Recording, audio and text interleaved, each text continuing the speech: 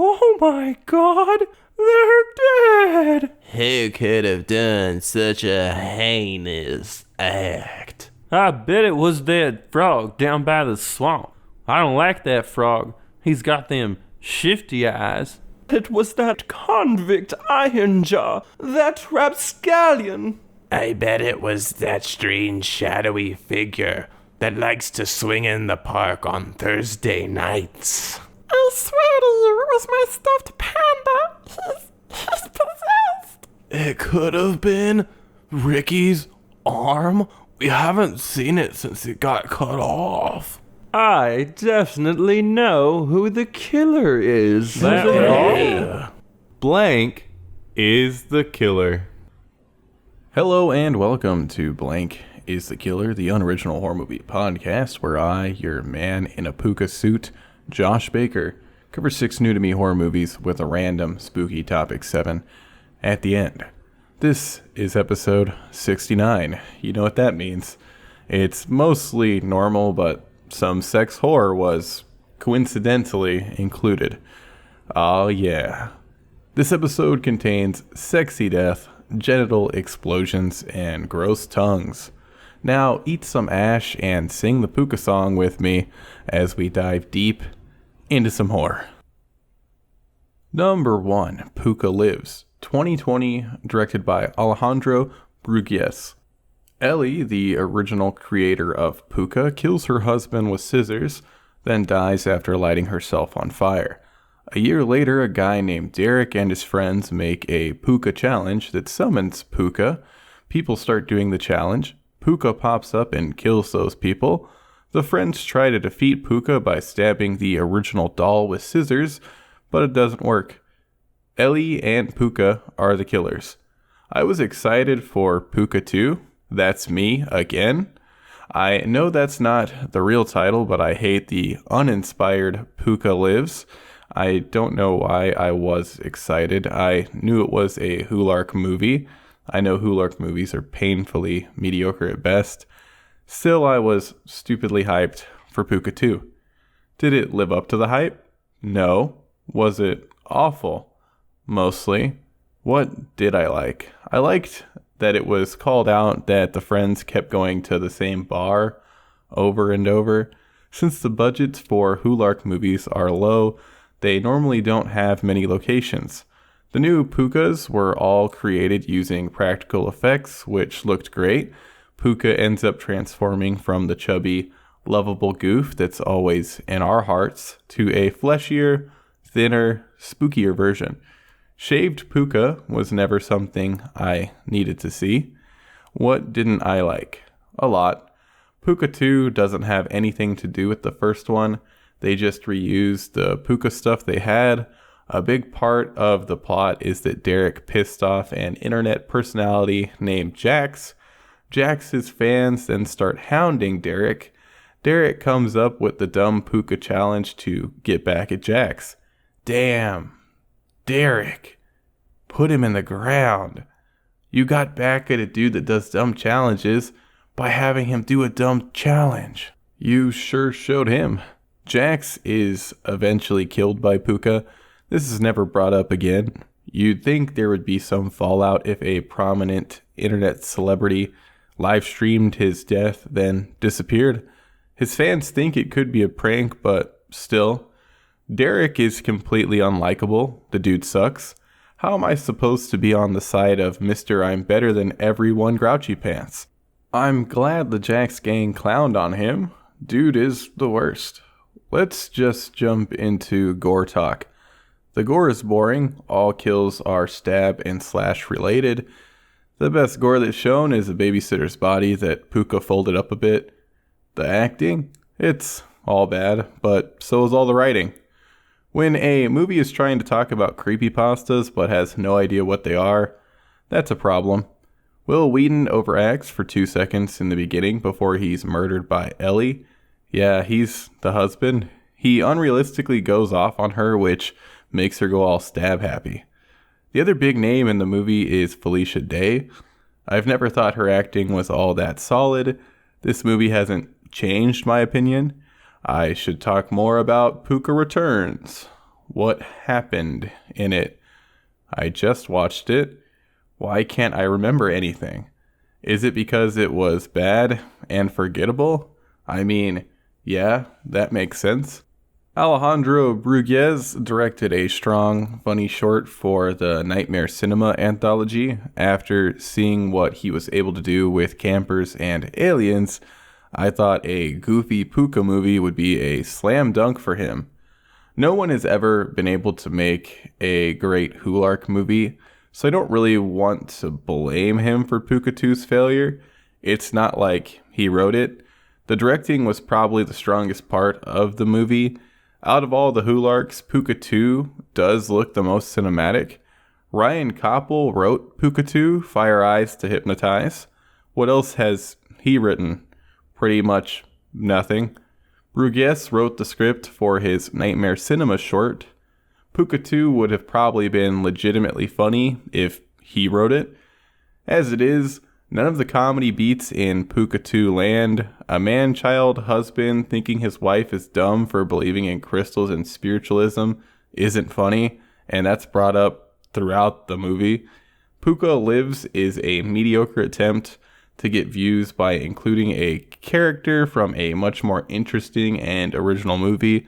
The first Pooka isn't amazing, but at least it tried to be something new. Waste your time watching Pooka Lives only if you are a fool that is still watching the Hulark movies like myself. Number 2, Verotika, 2019, directed by Glenn Danzig.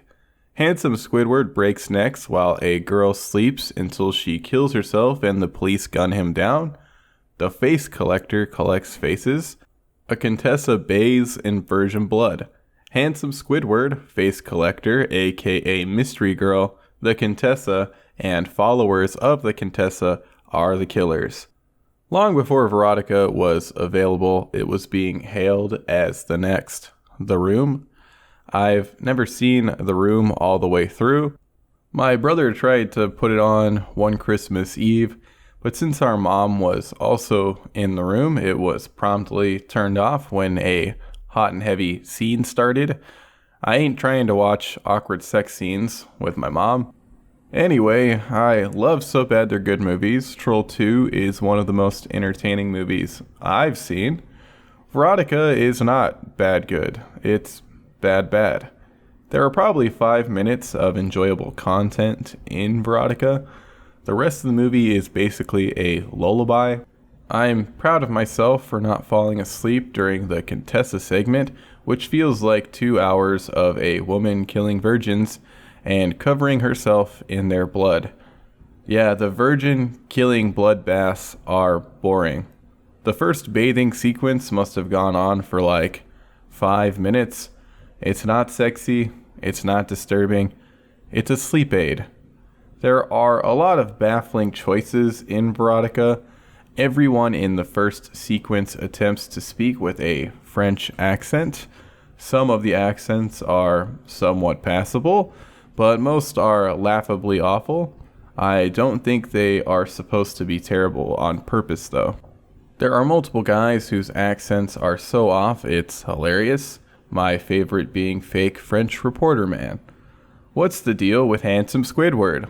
Well, this lady with peepers on her boobies starts crying, so one of her tit eyes tears drops onto a CGI spider across the room, thus creating Handsome Squidward, who can do whatever he wants, which is mostly murdering women by breaking their necks when Eyeball Nips is asleep.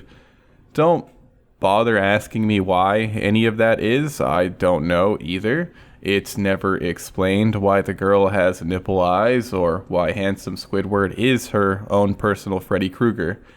Why is the biggest question I had after watching Verotika. The best part of the entire movie involves the face collector. The face collector is the only actor in the entire movie that works for me. Her name is Rachel Alleg. Kudos to you, Rachel. You knew you were in a terrible movie and unleashed a full camp performance. If everyone followed your lead, I might be recommending Verotika. During the face collector segment, the face collector collects faces, which is where all the laughs in the movie stem from. The only problem is she spends way more time pole dancing than face collecting. Yeah, in the segment that should be all about the slicing up and removal of face flesh, 2/3 of the story's time is taken up by some of the laziest pole dancing I've ever seen. If you are going to pad the runtime of your movie with pole dancing, at least hire some acrobatic dancers. Back to the face collecting. Mystery Girl has a bunch of faces that she talks to, which is fun. Whenever she steals someone's face, it's hilarious. This is really the only segment you should ever consider watching. The editing in Verotika is a mess.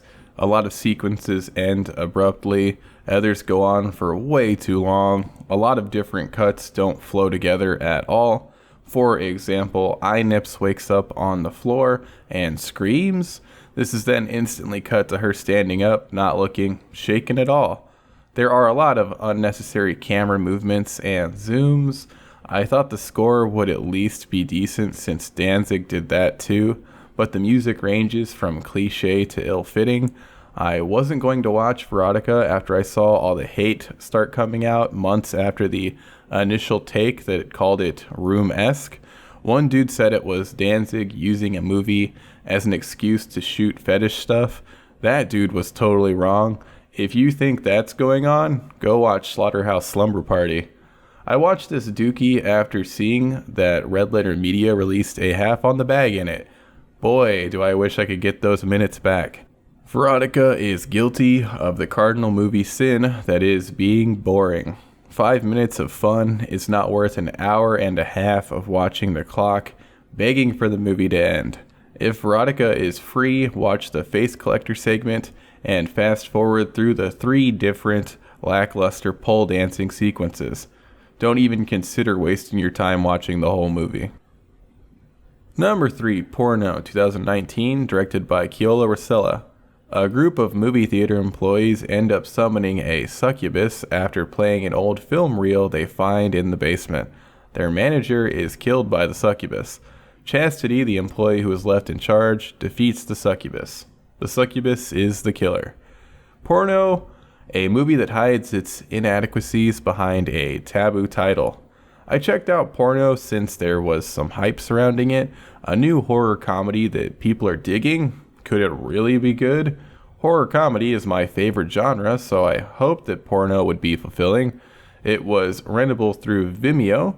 Renting it allowed me to throw some money towards my local Alamo Draft House, which is cool. I really hate Vimeo. It has to be the worst of all the streaming sites I regularly use. It constantly buffers and has more issues with Chromecast than any contemporaries.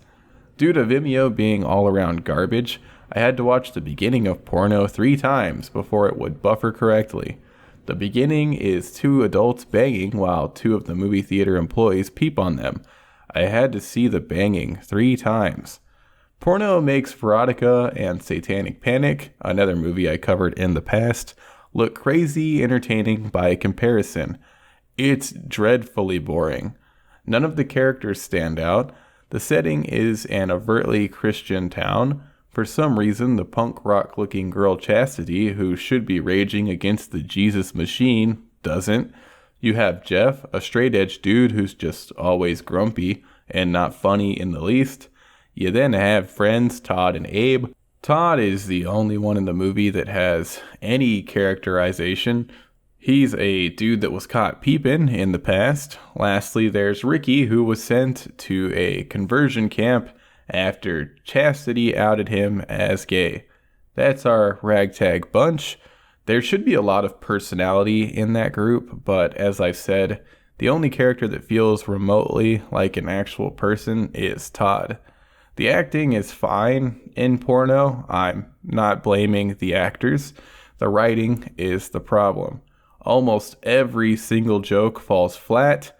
Having CBTL instead of WWJD isn't funny. Well, maybe it could be funny if it was delivered correctly.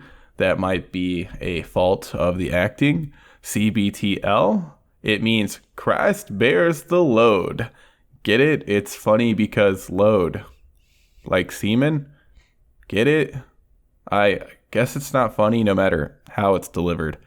There are some humorous moments when possessed Todd tries to rescue the film, but by the point possessed Todd shows up, I was already looking at my phone.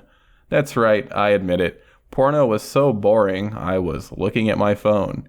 It's a rule of mine not to goof off on my phone during a movie. That rule is rarely broken. Porno made me break that rule due to how mind-numbingly dull it is. Having realistic genital destruction in your movie means absolutely nothing if everything else is bad. Fine, kudos to the practical effects team for the maimed members. Manager Dude has his ripped off, and Jeff's explodes. You see Jeff's tended to, and it's incredibly yeesh-inducing. Ricky has some experience tending to wounds, so he helps out. Jeff is put off by this since Ricky is gay. I'm straight. You know what really gets my rocks off? An exploded vagina. Yep, ain't nothing hotter than that. Hey, listen, I know that some stuff in my movie, The Bloody Reuben, hasn't aged well. There's a joke, if you can even call it that, about gender assumption. Do I regret that being included? Yeah, it was dumb and ignorant, and passing it off as, of course it's off color, the douchebag character says it, isn't okay. I've changed a lot as a person since I wrote the short. Punch up, idiot, past me. Do I regret including a penis removal sequence that's actually hilarious and way better than the one in Porno? Of course not. What I'm trying to say is the writing in Porno is bad and out of touch, especially for a movie that was released in 2019. One thing I don't understand is the huge disparity in opinion when it comes to horror. I know that horror is subjective, I get that, but at times I find certain horror movies to be so dull and unentertaining that it blows my mind that people online champion them. With Porno, I found the writing, characterization, and plot incredibly shallow. The editing is a mess. There are sequences that are edited together so poorly that it makes a basic action, like a person running past our main group, confusing. My fiancée watched the movie with me until she started playing Animal Crossing, since she doesn't have to finish garbage movies for her podcast. While she was still paying attention, an old dude ran into the basement.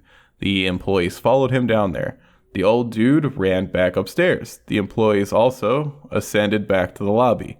My fiancée was wondering why they left the old dude in the basement. They didn't, but it was really easy to miss the fact that the old dude went back upstairs, since only a quick random shot of feet running upstairs is shown to provide that information. I think all you see of the old man when he's in the basement is that quick shot of his shoes. Since I want to add a little more positivity into this section, I will circle back to the gore. I already mentioned the member destruction, which is practically done and disturbingly realistic. No carved up hot dogs here, folks. Besides penile obliteration, at one point the succubus bursts out of the old man's body. That looked incredible. The makeup effects for full demonic succubus also looked great. Why the succubus is able to shapeshift into men, I'm not sure, seeing as it's a succubus, not an incubus, but whatever. Why would the writers waste time Googling what a succubus is? Porno is bad, it's not bad good, it's bad boring. Stay away at all costs. On the bright side, watching Porno and Verotika did allow me to include 2 sexual movies on the sex number episode of the podcast. Number 4, Killer Tongue, 1996, directed by Alberto Sciamma. Candy and Johnny betray their accomplices and keep all the money they stole together. Johnny takes the rap and Candy lays low. Right before Johnny is supposed to get out of prison, a meteor crash lands. Candy eats part of the meteorite, which causes her tongue to become sentient. One of the betrayed shows up and is killed by the tongue. Candy's poodles, who transformed into humans, capture people for her tongue to eat. Johnny ends up with another girl, which leads to Candy trying to kill them both. Johnny cuts off the tongue. Once removed from the tongue, Candy turns back to normal. The tongue and the meteorite are the killers. A lot of people end up exploding after coming in contact with the meteorite in one way or another. Could it be the movie I've been searching for. It's been months since I originally wanted to watch Killer Tongue for episode 37. That was forever ago. I found and watched half of it on YouTube way back then. I couldn't find the other half. All the options I found were unwatchable. I'd find it in English, incredibly zoomed in, or in great quality, but in Hindi. I tried syncing the two, but one would always end up faster than the other. I even bought a DVD, which ended up being the crappy zoomed-in version. Where did I finally find a watchable version? Back on YouTube. I just so happened to search for it again on there, and lo and behold, someone had uploaded it in December. Sure, the picture quality wasn't the best, and it only had the left audio channel, but I was finally able to watch Killer Tongue in its entirety. Did it live up to the hype that stemmed from being able to watch the incredible first half so long ago? No, not really. How could it? I had hyped up Killer Tongue for months at this point. The first half set the bar impossibly high. Poodles transforming into drag queens, Candy, played by Melissa Clarke of the OC fame, fighting with her own tongue, a warden played by Robert Englund, who happened to be gay and seemed to both love and hate the prisoners, or boys as he called them, that he was watching over. Out of place sound effects that gave the movie comic book feels at random moments. Fantastic practical effects. A terrible main theme that was both catchy and ill-fitting. A banging dance club rest of the score. The first half of Killer Tongue had it all. What did the second half have to offer? A bunch of people exploding, and Johnny cheating on Candy with an overtly sexy nun after the meteorite made them horny. Oh, and the tongue started talking. I don't think I like that the tongue talked. Wait a minute, something that shouldn't be able to talk that can and wants to be fed humans? Is Killer Tongue just a loose reimagining of Little Shop of Horrors? I mean, basically. How's the acting? It's camptastic. I have no qualms with anyone. The gore, the tongue shoots straight through a head, which is neat. And as stated, a lot of people explode into chunks too, and it's a lot of fun. All of the gore effects are practical. The production design is really weird and awesome. Candy stays in this dingy, pig-branded motel that happens to have a secret, much sexier looking basement.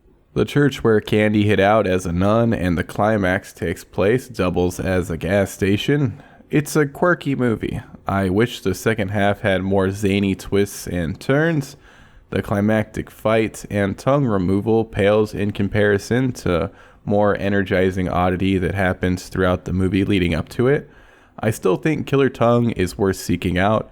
I wish I could tell you where to find it in amazing quality, but currently the only way you can watch the movie in English is on YouTube in beautiful 360p without the right audio channel. Maybe someday a decent quality version will surface and Killer Tongue will become the cult classic it deserves to be. It's not a perfect movie, but it's worth checking out solely due to how bizarre it is. Number 5, Body Melt, 1993, directed by Philip Brophy. People start dying in a suburb called Pebbles Court after a new supplement from Bimuville enters their bloodstreams. 2 boys are killed by a backwoods family. The police eventually get to the bottom of everything, but the supplement has already made it out to stores. Bimuville and the backwoods family are the killers. That's the easiest way to summarize the movie. Body Melt was created by Philip Brophy and Rod Bishop, ex-members of the art punk band. That's how the name's pronounced. It's written as 3 arrows. Yeah, it's weird. The duo also composed the film soundtrack, which I dug immensely. It's a weird electronic sound that ends up adding an otherworldly feel to the movie. I think it would be safe to say that Body Melt could be categorized in the splatstick genre. It's Australian, but it heavily reminded me of Peter Jackson's earlier stuff like Bad Taste and Brain Dead. Like those movies, Body Melt is filled with tons of gross, practical effects, weird moving veins protruding from wounds, placenta facehugger, split open pregnant stomach, melting faces, ding-dong explosion, neck chomps, a dad turning into a bubbling, fizzy mess. That's some of the grotesque gore that's included in Body Melt. All of it looks fantastic. I will say that I wasn't a huge fan of the POV of the supplement coursing through the body's effect. The look of it didn't mesh with the rest of the effects. It reminded me of the fungus in the Super Mario Bros. Movie. Given everything I just mentioned, if I had to summarize Body Melt in one word, I'd have to go with disgusting. Not only is there oodles of gross out gore, the Backwoods family are also made up to be as unaesthetically pleasing as possible, with strange lumps and grime covering their bodies. Body Melt is chock full of weirdness. The first symptom of being infected with the Vimuville supplement is hallucinations. This leads to one man hallucinating that a beat-up woman he lets stay with him, who doesn't actually exist, turns sexy and removes one of his ribs to add to her men's rib collection. That doesn't really have any bearing on the plot. There isn't much of a plot, and that's okay. Body Melt is a vessel for gross splatstick, which is one of my favorite things. If anything, I think the bare-bones plot that is included takes away from the movie. The creators wanted this to be an anthology. Throughout Body Melt, the police are trying to figure out what's going on after a man from Vimuville, who was trying to warn everyone, crashes his car and dies. Towards the end, chaos ensues at Vimuville. That felt like a good place to end the movie, but we follow the police back to their headquarters, where a lot of time is spent watching one more person who came in contact with the supplement explode. I had a lot of fun with Body Melt, but the ending is much weaker than the rest of the movie. The acting works for me. I wouldn't say there are any standouts. There's loads of camp. In the beginning, the guy who attempts to warn everyone burns his ID badge, which makes his picture melt. That's a fun bit of foreshadowing. As far as Ozploitation films go, I'd say Body Melt is definitely one of my favorites. The unique score, along with the incredible practical effects, make it worth checking out for horror fans that don't mind over-the-top gross-out gore. I'm debating putting it on the ripe list for the Pumpkin Harvest this year, since I did enjoy how unique and entertaining the movie is, but the ending didn't land for me at all. Endings are important. I think an alternate ending where the cops go back to their headquarters, eat some donuts, realize the donuts were sent over from Vimuville, and all start exploding would have packed way more of a punch. You could still show the supplement making it to the store shelves afterwards. I just wanted a bigger, goopy, explosive ending is all. Number 6, Daniel Isn't Real, 2019, directed by Adam Egypt Mortimer. After seeing the body of a man that shot up a coffee shop, a young boy named Luke starts seeing an imaginary friend named Daniel. Daniel is nice at first, but tries to trick Luke into killing his mom. Luke locks Daniel away. Years later, Luke is in college. He lets Daniel out again. Daniel helps him with his confidence and ladies. Daniel takes over Luke's body, bangs a girl he doesn't like, and savagely beats his roommate. Luke tries to explain that Daniel is doing these things to Cassie, the girl he actually likes. After a therapist hypnotizes Luke, Daniel takes full control, locks Luke away, and kills the therapist. It's revealed that Daniel is an ancient demon. Daniel attacks Cassie, who now sees that Luke isn't in control. Luke is able to escape his prison and jumps off a roof after grabbing Daniel, killing them both. Daniel is the killer. Daniel possessed the coffee shop shooter just like he possessed Luke. It seems like having a Daniel would be crazy beneficial. Things your Daniel can do for you. Recon. Daniel is shown being able to read things that Luke can't see and relay the information. Daniel could peep passwords for Luke. Luke could then hack into the Gibson. I recently watched the best movie of all time, Hackers. Daniel would definitely have been an asset to Zero Cool, aka Crash Override. If you've never seen Hackers, it's a must-see. Double feature it with Super Mario Bros. For a fantastic time. Throw in Short Circuit 2 if you want to make it a triple Fisher-Stevens extravaganza. That is, if you can ignore the brown face. Yeah, Fisher-Stevens plays an Indian guy. Hollywood in the 80s. Turns out he's also in a slasher called The Burning. I need to check that out for sure. Fisher-Stevens plus slasher must be a good time. Daniel? Who's Daniel? Oh, yeah. I think I've done the same Fisher-Stevens tangent before. Anyway, Daniel could do recon, stand watch, provide pep talks, teach you things you don't know, like how to make origami tea sets. That last thing happens in the movie. If your young child makes you an origami tea set in a pre-YouTube age, maybe show some concern. They are obviously talking to an ancient demon or something. Having a Daniel isn't all good. A Daniel will also constantly stare at you even when you're getting intimate with someone, try to make you kill yourself by moving your body when you pass out after a night of heavy drinking, and try to push you into liking the cuter girl in the movie. Before Daniel takes over Luke's body for the first time, he can't touch anything himself. How does he take over Luke? Their faces fuse together in a technically fashion until they trade places. It looks amazing. All the weird body horror and demon stuff in Daniel Isn't Real looks incredible and fresh. Eventually, Daniel's full demon form is shown as a skull-faced thing with a built-in crown, and the design is stunning. All of the gore, demons, and shifting is perfect. How's the acting? It's not perfect. Luke is played by Tim Robbins and Susan Sarandon's kid Miles. Daniel is played by Arnold Schwarzenegger's kid Patrick. I wouldn't say they got the parts due to their acting chops. Nepotism aside, the acting is decent enough. Daniel doesn't require strong acting since he's supposed to come off as an oddball figment of Luke's imagination. Patrick did that well. Luke is the character that requires some heavy acting, and I think a better actor would have definitely helped elevate Daniel Isn't Real into masterpiece territory.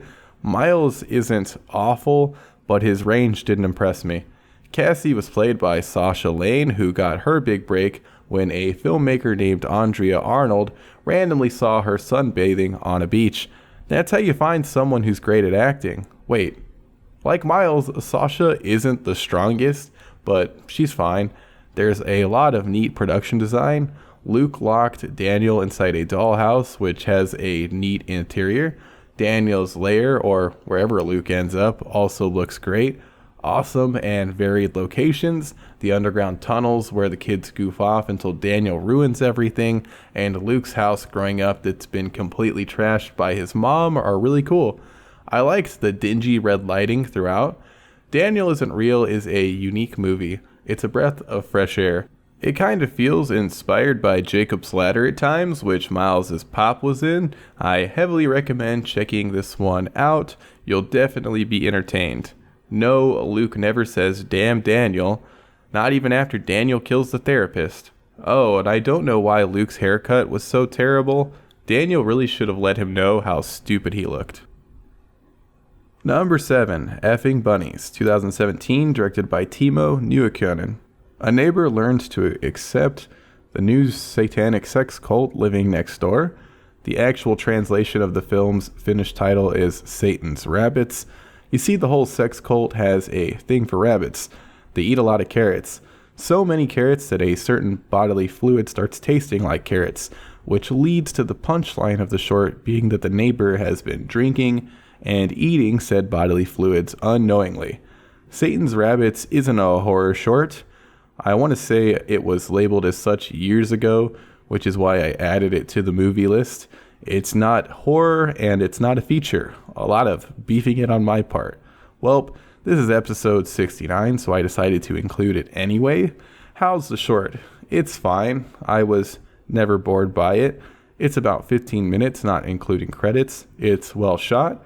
I found the neighbor randomly talking when seemingly no one was listening a little confusing, but I assumed he was practicing for a confrontation or something. One character breaks his hands in some way after allegedly banging with the cult. I'm not sure what that was all about either. The whole situation is quite unbelievable, so the actors don't feel like real people. I still like the performances. If a satanic sex cult moves in next door, why not just go with the flow? Effing Bunnies is fine, but I don't think you need to sprint to your computer to check it out. That's a wrap on Blink is the Killer 69, Sexy Death, Genital Explosions, and Gross Tongues. I'm glad I stumbled upon some sex-related horror movies for the Sex Number episode. Yes, I've already seen It Follows, which I thought had a strong first half. If you liked the podcast, consider rating it on iTunes. Thanks to Sticker Fridge for hosting the podcast. Go listen to Director Showdown. Right now, they're starting a season pitting Edgar Wright against Taika Waititi. I want to say I lean Wright, even though I didn't love his most recent Baby Driver, and really loved Waititi's recent Jojo Rabbit. Episode 70 of Blank is the Killer will be up on May 3rd. I think it'll be witch heavy. Until then, don't cheat on your significant other with a sexy member of the clergy, especially if bloodthirsty tongues are involved.